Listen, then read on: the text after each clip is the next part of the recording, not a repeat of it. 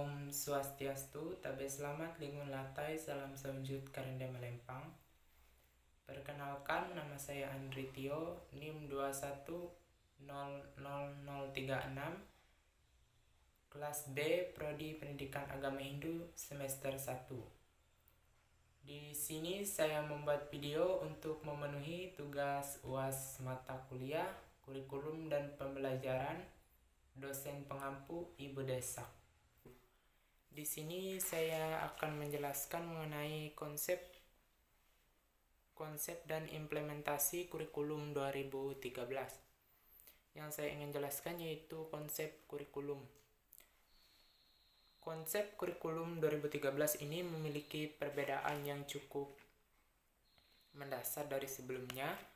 Perubahan kurikulum ini bertujuan untuk memperbaiki kualitas pendidikan di Indonesia sehingga menjadi lebih efektif. Oleh karena itu, setiap orang yang berkecimpungan di dalam dunia pendidikan wajib memahami konsep kurikulum ini. Kurikulum 2013 dirancang dalam proses yang cukup lama, tentunya dengan berbagai pertimbangan dalam rangka meningkatkan kualitas pendidikan di negara ini. Kurikulum 2013 menawarkan konsep tersendiri yang relatif berbeda dengan konsep kurikulum sebelumnya, di mana ada beberapa dominan utama yang menjadi sorotan dalam kurikulum tersebut. Di antaranya yaitu sikap, keterampilan, dan juga pengetahuan. Penyempurnaan pola pikir perumusan kurikulum yaitu yang pertama yaitu mengenai KBK 2004 dan KTSP 2006.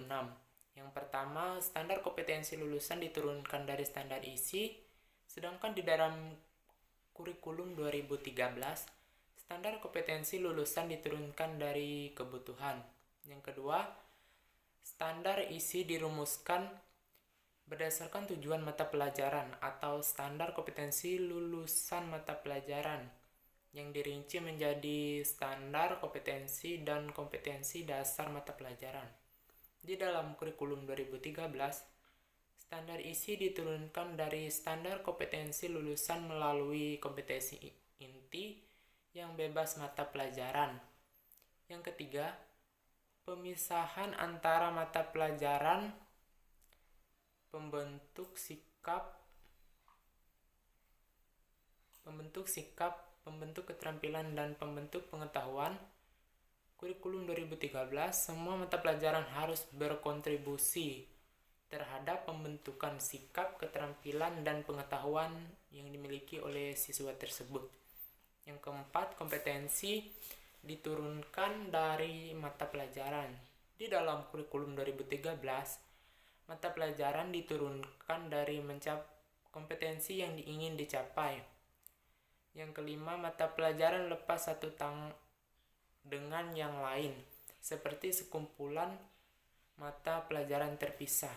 Di dalam kurikulum 2013, semua mata pelajaran diikat oleh kompetensi inti atau tiap kelas. Kehadiran kurikulum 2013 mampu melengkapi kekurangan-kekurangan yang ada pada kurikulum sebelumnya. Kurikulum 2013 disusun dengan mengembangkan dan memperkuat sikap dan pengetahuan keterampilan secara berimbang. Penekanan pembelajaran diarahkan pada penguasaan pengetahuan dan keterampilan yang dapat mengembangkan sikap spiritual dan sosial sesuai dengan karakteristik pendidikan agama dan budi pekerti, diharapkan akan menumbuhkan budaya keagamaan di sekolah. Dalam pendekatan penyusunan kurikulum SKL pada KBK 2004 dan KTSP 2006. Standar isi yaitu standar kompetensi lulusan SKL atau satuan pendidikan. Kerangka kerja penyusunan peran guru dalam kurikulum 2013, yaitu kesiapan peserta didik, tujuan pendidikan nasional, kebutuhan. Tujuan pendidikan nasional yaitu standar kompetensi lulusan atau SKL, satuan pendidikan, kerangka dasar, kurikulum, struktur kurikulum, KI kelas, dan KD mapel atau standar isi, silabus. Kesiapan peserta didik yaitu standar proses, panduan guru, rencana pembelajaran. Kebutuhan, standar penilaian buku teks siswa, standar penilaian yaitu silabus, panduan guru, rencana pembelajaran, pelaksanaan pembelajaran, buku pengayaan penilaian pembelajaran. Yang kedua yaitu kerangka kerja penyusunan kurikulum 2013. Kesiapan dari peserta didik, tujuan pendidikan nasional, dan kebutuhan. Standar lulusan atau SKL satuan pendidikan, kerangka dasar kurikulum, struktur kurikulum, KI, KD atau standar isi. Titik tekan pengembangan kurikulum 2013 ini adalah penyempurnaan pikir pengetahuan, penguatan tata kelola kurikulum, pendalaman dan perluasan materi, penguatan proses pembelajaran, dan penyesuaian beban belajar agar dapat menjamin kesesuaian antara apa yang diinginkan dengan apa yang dihasilkan. Oleh karena itu, implementasi dalam kurikulum 2013 diyakini sebagai langkah yang strategis dalam menyiapkan dan menghadapi tantangan globalisasi dan tuntunan masyarakat Indonesia pada masa depan. Konsep kurikulum 2013 adalah sikap, keterampilan, dan pengetahuan. Kurikulum 2013 disusun dengan mengembangkan dan memperkuat sikap, pengetahuan, dan keterampilan secara berimbang. Penekanan pembelajaran diarahkan pada penguasaan pengetahuan dan keterampilan yang dapat mengembangkan sikap spiritual dan sosial sesuai dengan karakteristik pendidikan agama dan budi pekerti. Perubahan kebijakan kurikulum 2013 menyangkut 4 elemen perubahan kurikulum, yaitu standar kompetensi lulusan atau SKL, standar isi atau SI, standar proses, dan standar penilaian. Yang kedua yaitu pembelajaran berdasarkan kurikulum 2013. Pembelajaran pada hakikatnya merupakan suatu proses interaksi baik antara guru dengan siswa maupun antar siswa dengan siswa lainnya untuk mencapai tujuan yang telah ditetapkan. Kegiatan pembelajaran diselenggarakan untuk membentuk watak, membangun sikap dan kebiasaan untuk meningkatkan mutu kehidupan peserta didik.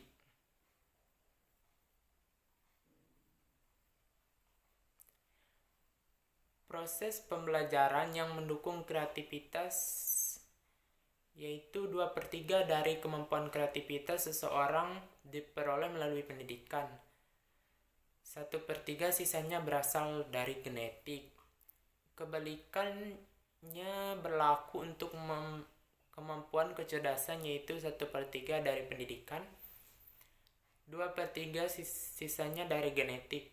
Kemampuan kreativitas diperoleh melalui observing atau mengamat, questioning atau menanya, experimenting atau mencoba, associating atau menalar, network atau membentuk jejaring.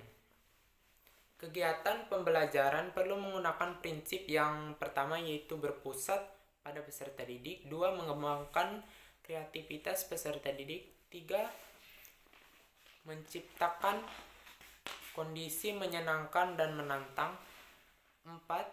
Bermutu nilai estetika, logika, dan kinestika. Dan 5. Menyediakan pengalaman belajar yang beragam.